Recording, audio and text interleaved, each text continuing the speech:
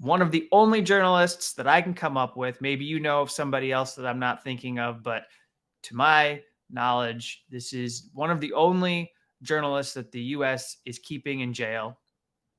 So if you're going to talk about press freedom, you have to discuss Julian Assange. You can't have a World Press Freedom Day. You can't, and this is what Stella, his wife, was saying. You can't have a World Press Freedom Day without freeing Julian Assange. You can't really make statements about having principled values in support of freedom of the press while you are pursuing the extradition of Julian Assange to the United States on Espionage Act charges. So let's get to it. I'm going to begin with what we saw at the State Department briefing. And this is the daily briefing. They send out a State Department spokesperson. And but first, just as a setup, I'm going to show you a video, just a clip, so you can get a sense of what happens typically. So this is from a little more than 2 years ago. It's really short. And typically what happens is reporters will raise the case of Julian Assange, and when they ask the spokesperson about him, this is what they get. Announcements to make at this time, but when we do, and if we do, we'll be sure to let you know. Can I ask you if you include Julian Assange in the statement that Connor asked about? I know the Department of Justice is in an ongoing. So no, you don't. You don't believe that. I would refer you to the Department of Justice to comment on Mr. Assange's case. All right. So generally, the policy of the State Department has been, when somebody asks about Julian Assange, to give no comment, to say, go to the Justice Department and ask them. They're the ones who are prosecuting Julian Assange. Well, the obvious issue with that tact is that it's dodging accountability for a United States government that holds itself out as this supporter of press freedom and human rights. And while it goes around advocating for the release of journalists, how can you go forward with that message if Julian Assange is in prison? So they're not asking about the case. They're not asking about the charges. They're not asking about what Julian Assange is accused of. They're asking about, how the State Department views Julian Assange as a person who is being kept in prison by the United States, who is being persecuted. So let's get to, this is today. This is May 3rd. This is World Press Freedom Day. And you have the spokesperson, who isn't Ned Price anymore. I don't actually know the name. I'll play this for you. And as we go along, I might come in with some comments about what is being said in this exchange. Matt, if you want to kick us off. You don't want to recap the Secretary's well, you all, comments about World Press Freedom I know Day you this all morning? you all tuned in very closely, Yes, and we we'll did. echo what the Secretary said as well. We strongly believe the importance of a free press. It's we believe a bedrock of democracy. It's why one of the many reasons why we travel with all of you. We do this daily press briefing. I think engagement with the media is critically important for both of us to do our jobs.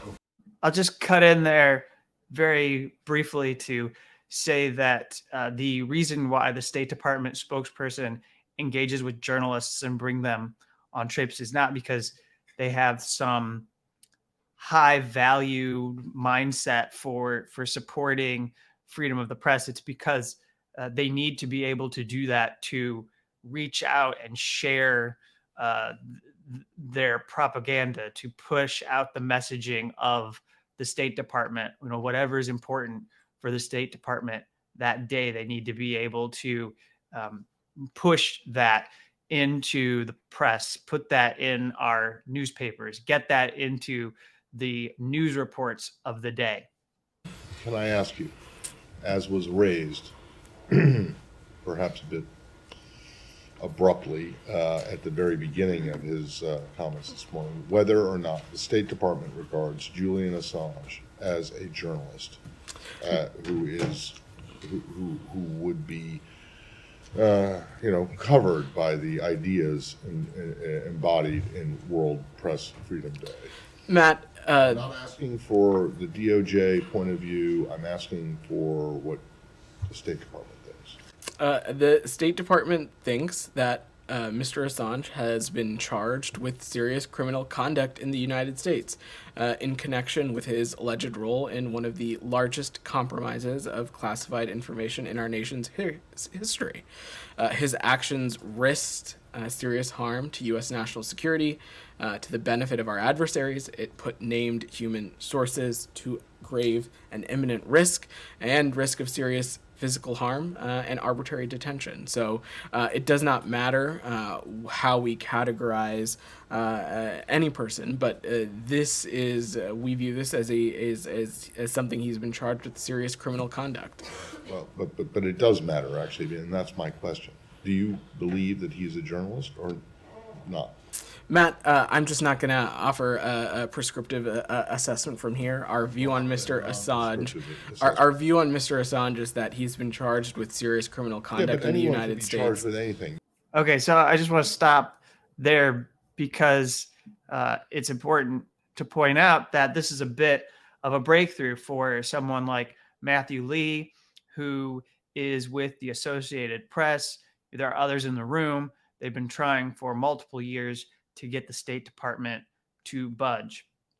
And I think that the State Department is now well aware that they have to give something more, because this case is one that is increasingly tarnishing the image of the United States that, as I say, they want to project. Now, that projection is a projection. There is an element of illusion to what is being projected. There are journalists that the United States will quickly proclaim must be freed. If they are American journalists who have been captured and detained, of course they should be freed. And usually only in some rare circumstances, when those journalists are opposed to the U.S. government, have taken positions against the U.S. government, will they be met with hostility from the State Department and other parts of the U.S. government. There will be calls for their release. And so this is a big deal that the State Department is now going to give more of an answer. Now, it's a garbage answer. It is a garbage response to what Matthew Lee has asked for, but the spokesperson did not punt to the Justice Department. They were ready, and he read from something. Someone took the time to write this out, this stale, aged message that was dusted off. It's like what they would have said back in 2010 when they first had to deal with the release of the U.S. state embassy cables that were published by Julian Assange and WikiLeaks and given to them by U.S. Army whistleblower Chelsea Manning.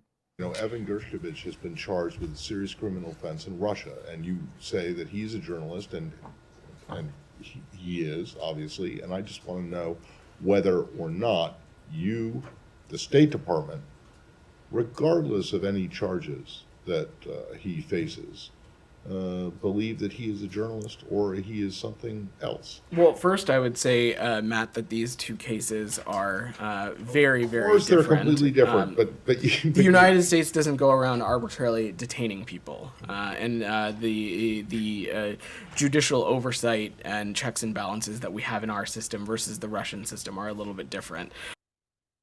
I just can't let that go without jumping in here. The idea that the U.S. doesn't go around arbitrarily detaining people. I mean, excuse me. Guantanamo Bay, there were well over 700 people who were arbitrarily detained. They were rounded up. The CIA tortured. They interrogated them. They put them in a prison, and they held them for years, maybe even more than a decade in several instances. Only now has the population dwindled to a few dozen. Some of those people They haven't even gotten trials. They haven't been charged with crimes. They should be released if they're not going to be charged. At this point, some of them have served the length of a federal prison sentence for being accused of a terrorism offense. And so this notion that somehow the US is better because it affords people due process and Russia doesn't afford people due process. It's got gulags that are uniquely different from the US. It's, that's just a lie. I mean, maybe Russia is jailing far more journalists than the US would ever jail, but it's not like the prison system in the US is great for people who want to write and have access to the media and want to practice freedom of expression either. We have incarcerated writers who go through hell, who are put through nightmares for trying to maintain contact with the outside world. You've got people in communications management units. Right now, Daniel Hale, who's a whistleblower, he was put in a communications management unit in Marion County, Illinois. This is the kind of treatment that Julian Assange might be able to expect if he is put on trial.